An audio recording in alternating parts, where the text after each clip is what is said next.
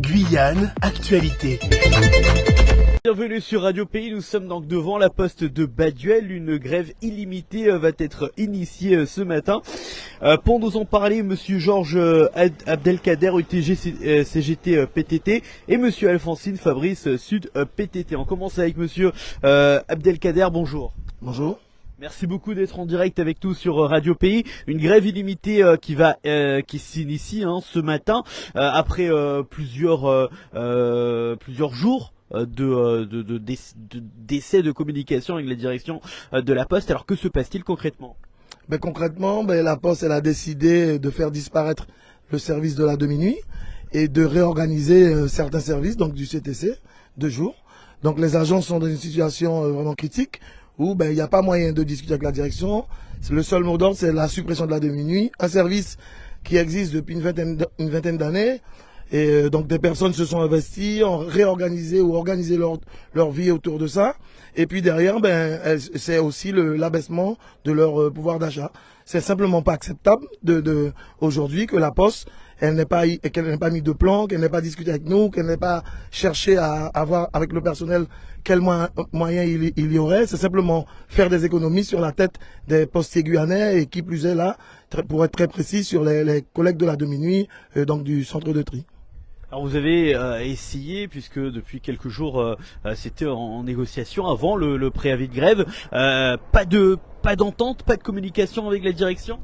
Alors je ne sais même pas dire si ce sont des négociations, c'est-à-dire les représentants du personnel que nous sommes, après avoir consulté le personnel, lorsque la direction elle met en place cette réorg, nous on tire la sonnette d'alarme, on met le doigt là où il y a des problèmes, et donc la direction elle nous a jamais écouté, ou on fait voilà. Donc nous ce qu'on a fait derrière, on a demandé avec les autres représentants dans le CHSCT une expertise. Et effectivement, un cabinet d'expertise indépendant est venu en Guyane. Je parle sous votre contrôle, les camarades. Je crois que c'est une semaine, c'est ça, que vous l'avez rencontré, une semaine. Et donc, il nous a fait un rapport qui venait en tout cas étayer nos dires à nous, parce que on a bien constaté que c'est une catastrophe et qu'on a pris des prétextes pour supprimer un service, pour faire des économies, mais pas du tout dans l'optique d'améliorer quoi que ce soit, parce qu'aujourd'hui on a un bâtiment qui n'est pas en mesure de se retrouver avec deux services, un service ex-nuit, j'ai envie de dire, et un service de jour, parce que la cohabitation est juste impossible et que l'ambiance thermique ne le permet pas, et le matériel, lui, il est très vétuste. Donc le personnel, il est laissé sur le carreau là-dedans, des personnes sont en arrêt maladie, en arrêt longue maladie, des personnes ont démissionné, et donc c'est une pression que le personnel il reçoit, une violence sociale comme je vous ai dit. Donc non, aujourd'hui le personnel depuis quelques semaines nous disent non, on n'est pas d'accord comme ça de voir partir notre outil de travail de but en blanc sans qu'il y ait rien de proposé sur la table. Monsieur Fabrice Alphonsine, on parle de grève illimitée. Cela veut dire que les personnes ne vont pas recevoir leur colis aujourd'hui? Non, on ne va pas recevoir. Pour l'instant, vous avez vu, le site il est bloqué. Donc les facteurs non plus ne peuvent pas y accéder. Et pas de courrier aujourd'hui. Et puis on attend que la direction nous appelle, nous reçoive pour voir pour la suite. Donc là c'est vraiment grève illimitée, on n'a pas de date de... On n'a pas de date. Et comme on vous a dit tout à l'heure, la balle est dans le compte de la direction. C'est à eux de nous appeler, on va s'asseoir et négocier pour retrouver un peu de sérénité sur notre lieu de travail. Est-ce que la Poste en elle-même est fermée? C'est-à-dire que si des personnes ont besoin de retirer de l'argent ou d'aller faire un service administratif, ils peuvent? Alors, là, c'est que le CTC de Baduel qui est bloqué.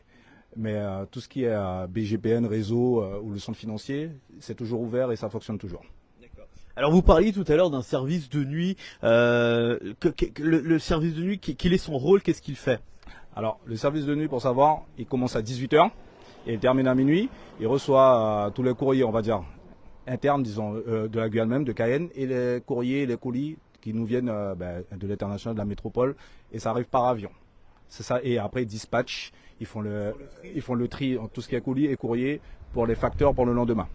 Monsieur Abdelkader, vous nous parliez tout à l'heure de l'agent de sécurité. On se rappelle bien évidemment pour ceux qui sont venus directement sur place prendre leur colis, il y avait un agent de sécurité. Il n'est plus là? Non, il n'est plus là. La direction, sans concertation, on s'est rendu compte que le vigile, il avait disparu. Et puis, nous, on est venu discuter avec le personnel de nuit il y a quelques jours. Ils sont livrés à eux-mêmes parce que le centre est ouvert aux 4 vents, donc on circule. Les collègues, à tout moment, peuvent se retrouver avec quelqu'un qui va pouvoir les agresser. Parce que, tout simplement, la poste, elle a décidé que la sécurité et la santé des agents de la demi-nuit n'est pas sa priorité. Alors, il y a justement du personnel derrière nous, vous êtes à peu près une vingtaine. Est-ce que ceux qui veulent travailler pourront rentrer ou est-ce que tout le monde est en grève, il n'y a personne qui veut rentrer? Comment ça se passe? On n'empêche personne de travailler. Hein. C'est le CTC, la demi-nuit, qui est bloqué aujourd'hui. Le CTC de nuit et de jour. Et on n'empêche aucun agent de travailler. Hein. Donc la preuve, la direction est là et ceux qui veulent signer, ils peuvent. Hein. Nous, on n'empêche personne de travailler. C'est juste là l'entrée qui est bloquée. D'accord. Mais je veux dire, tous les agents qui sont là sont bien présents et donc sont tout à fait d'accord pour cette grève et comprennent donc la situation. Bien sûr. Bien sûr. Bon, je crois qu'il n'y a pas besoin de nous comprendre là. Ils peuvent même répondre. Hein. Ils peuvent même répondre. On est là. On est là. Voilà. Puis on a constaté quand même une manœuvre de la direction locale, donc de monsieur Guillaumard, le directeur, qui vient mettre la pression sur le personnel, parce qu'il quand même il y a les facteurs aussi, donc qui vient essayer de déstabiliser les personnes qui sont là. Enfin, je crois qu'il n'a pas compris que donc c'est le dialogue qu'il faut prioriser et pas essayer d'intimider qui que ce soit. Et donc nous on est là et on attend et donc on n'a pas de souci. La direction, je le répète, la balle est dans son camp. Dernière question, vous nous parliez justement donc de cette grève illimitée avec certaines revendications sur le préavis de grève. On en a parlé d'un point éventuellement crucial qui a fait déborder le vase, comme on l'a dit ce matin. Est-ce que vous pourriez nous donner des détails sur les autres revendications qui justement sont aussi prioritaires pour vous? Donc vous m'obligez à prendre mon petit pense. Je les ai de tête, mais attendez, C'est les compléments de poste. Déjà ça c'est sûr, c'est le deuxième point. Ensuite, il faut qu'il se base sur le rapport de l'expertise. Les experts nous ont sorti un rapport et on aimerait bien que la direction se penche un peu plus dessus, même beaucoup plus, hein, et qu'il le respecte. Merci Bono. Et puis le bureau, comme vous le voyez derrière nous, il est très vétuste. Donc il faudrait faire des aménagements pour que les collègues n'aient plus chaud. Oui, je pense que c'est ça. Après, tous les 7 points. Donc c'est le plus gros. Bon, il y a Guyane Première qui m'appelle. Oui, c'est le maintien, donc l'application de la résolution, parce que, comme je l'ai dit, on a fait voter une résolution, donc qui reprend un peu ce qu'il y a dans le rapport d'expertise, d'accord. Le respect des préconisations, donc le complément des emplois, on en a identifié une douzaine, d'accord, entre les postes de jour de responsable et puis les postes de nuit où voilà l'amélioration de l'ambiance thermique, comme je vous ai dit, parce que ça c'est un fourneau quand on y travaille, donc les collègues ils passent des heures et des heures là-dedans.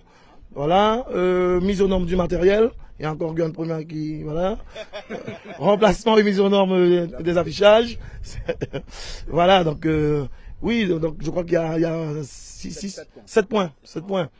Le reclassement, et puis aussi les collègues qui travaillent depuis un certain nombre d'années là. Du jour au lendemain, on leur dit on supprime votre service, mais à aucun moment on leur a proposé des accompagnements, des montées en compétences. Quand même, ça se prépare. Si on a l'intention de supprimer un service, la réorientation des collègues, ça se prépare. Et ça n'a jamais été fait. Je vous ai dit que ça nous est tombé dans le coin de la bouche, pour être poli. De but en blanc, on nous dit, écoutez, la demi-nuit, elle va fermer. On ne peut pas accepter ça. Okay. Vraiment pour terminer, donc on est bien d'accord que si aujourd'hui la direction vous reçoit et vous avez donc sur ces différentes revendications donc un accord, la grève se termine aujourd'hui. Oui. C'est-à-dire, Ce qu'on nous donne, ça dépend de ce qu'on nous donne. Non mais ça c'est l'évidence même, de toute façon, hein. Donc ça c'est l'évidence même. Voilà, enfin, nous on en doute parce que sinon on serait pas à un préavis de grève. Hein, donc là c'est un rapport de force et puis voilà, donc effectivement il va falloir que la direction s'assoie avec nous, qu'elle discute.